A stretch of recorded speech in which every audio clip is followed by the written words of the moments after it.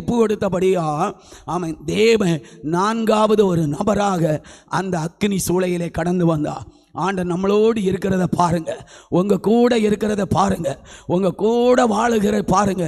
எங்கு பார்த்தாலும் விபத்துகள், எங்கு பார்த்தாலும் ஆபத்துகள், மரணங்கள், கண்ணீர்கள், வேதனை நிறைந்த இந்த உலகத்தில் ஆண்டவர் நம்மளை சாட்சியாய் நிறுத்த முடியா. ஆண்டவர் சாட்சியாய் நிறுத்த முடியா. அவருடைய சரீரத்தையும் இரத்தத்தையும் பானம் பண்ண போகிற ஆண்டவர் நம்மளை கொண்டு பெரிய காரியங்கள் செய்ய முடியா. அப்படி எல்லாரும் விண்ணப்பம் பண்ணி கொண்டே இருப்போமா? இந்த சாட்சி இன்னைக்கு எங்கு பார்த்தாலும் தேவ பிள்ளைகளை சாட்சி இல்லை, சாட்சி இல்லை, சாட்சி இல்லை. அவன் எல்லாம் இருக்குகிற சாட்சி இல்லை. சாட்சி இல்லைன்னா பரலோகம் போக முடியாது. சாட்சி இல்லைன்னா தேவன் அங்கீகரிக்க மாட்டா. அப்போஸ்தலர்களை பாருங்க, அவர்கள் அப்போஸ்தலர்களுடைய உபதேசத்திலையும் அந்நியோன்ய ஐக்கியத்திலையும் அப்பம் பிடிக்கிறதிலையும் அவர்கள் உறுதியாய் தரித்திருந்தார்களாம். அவர்கள் சாட்சியாய் இருந்தார்களாம். அவர்கள் கீழ்ப்படிந்தார்களாம். அங்கே தேவ நாம மகிமைப்பட்டது.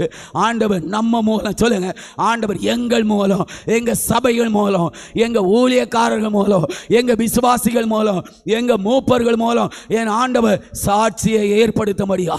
எங்க பிள்ளைகள் நிமித்தம் சாட்சி உருவாகணும், சாட்சி உருவாகணும். ஆமை கொடுமையுள்ள சாட்சி அல்ல, ஆமை பொய் சாட்சி அல்ல, பொய் சாட்சி அல்ல. நாபேத்துக்கு விரோதமா, ஒரு நீதிமானுக்கு விரோதமா பொய் சாட்சிகளை ஏற்படுத்தினாங்க. ஏன்? நம்முடைய அருமை இரட்சகர் இயேசு கிறிஸ்துவுக்கு விரோதமா பொய் சாட்சிகளை நிறுத்தினார்கள். வெட்கப்பட்டு போனார்கள். கைகளை தட்டி ஆண்டவரை ஸ்தோத்திரம் பண்ணுமா? பொய் சாட்சிகள் நிலை நிற்க முடியாது. பொய் சாட்சிகள் சொல்லுகிறவர்கள் வெட்கப்பட்டு போவார்கள். மெய் சாட்சி சொல்லுகிறவர்கள் ஆமை உயிர்களை ரட்சிக்கிறார்கள் என்று வேதம் சொல்லுகிறது. சங்கீதத்தில் படிக்கிறோம், உமது சாட்சி அதிசயமானது. கைகளை தட்டி ஆண்டவரை ஸ்தோத்திரம் பண்ணுமா? உம்முடைய சாட்சி அதிசயமானது. எங்களையும் உம்முடைய சாட்சிகளாய் மாற்றுங்க. வாய் திறந்து எல்லாரும் கைகளை தட்டி எங்களை சாட்சிகளாய் மாற்றுங்க, எங்களை சாட்சிகளாய் மாற்றுங்க. சாட்சி இல்லைன்னா நிலை நிற்க முடியாது. எங்களையும் சாட்சியாய் மாற்றுங்க என்று சொல்லி ஆமென். அல்லேலூயா. அன்பு தேவ பிள்ளைகளை ஒருவர் எடுத்து படிங்க. சங்கீதம் 119 126வது வசனம். 119 129. உம்முடைய சாட்சிகள் அதிசயமானவைகள், ஆகையால் என் ஆத்துமா அவைகளை கைக்கொள்ளும். ஒன்று கூட படிங்கம்மா. உம்முடைய சாட்சிகள் அதிசயமானவைகள். போதும், கவனிங்க. ஒரு நிமிடம் கொஞ்சம் நிமிர்ந்து பாருங்க. ஆண்டவருடைய சாட்சிகள், பரிசுத்தவான்களுடைய சாட்சிகள் அதிசயமானவைகள். பல நாட்களாய் தெய்வ சமூகத்தில் நான் கதறினேன்.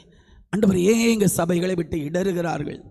நல்ல வழிக்கு வருகிறார்கள், நல்ல சத்தியத்தை கேட்குகிறார்கள், நல்ல அபிஷேகத்தினால் நிரப்பப்படுகிறார்கள், நல்ல வல்லமையினால் நிரப்பப்படுகிறார்கள். ஏன் என் ஜனங்கள் சிதறடிக்கப்படுகிறார்கள்? ஏன் என் ஜனங்கள் சிதறடிக்கப்படுகிறார்கள்?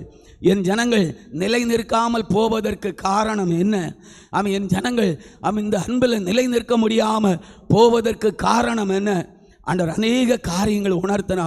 என் ஜனங்கள் என்னை சார்ந்து நிற்கல, என் ஜனங்கள் தங்களை சார்ந்து நிற்கிறார்கள். என் ஜனங்கள் என்னை சார்ந்து நிற்க சொல்லு. என்னுடைய சாட்சி, ஆண்டவருடைய சாட்சி அதிசயமானவைகள். ஆமென். சத்தமா சொல்லுங்க ஆமென்.